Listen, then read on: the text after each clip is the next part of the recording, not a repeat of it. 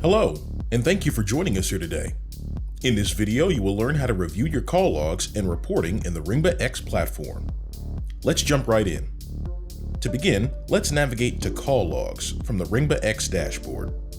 Call Logs is where you will find detailed reporting about the calls you have bought.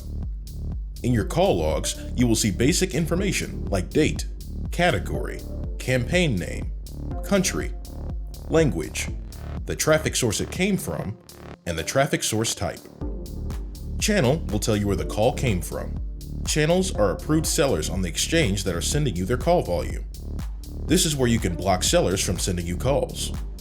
Each channel or seller on the exchange will be represented with their own unique randomized ID. To block a channel, click on the channel ID and hit the Block Channel button to stop receiving calls from that seller.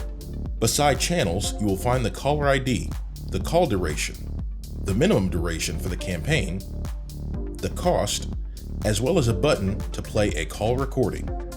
At the top right of the page, you can adjust the time zone as well as the date or period of calls that you want to review. You can also enable auto refresh to see new calls as they come in. At the top of the call logs table, you can export a CSV for the time period you have selected.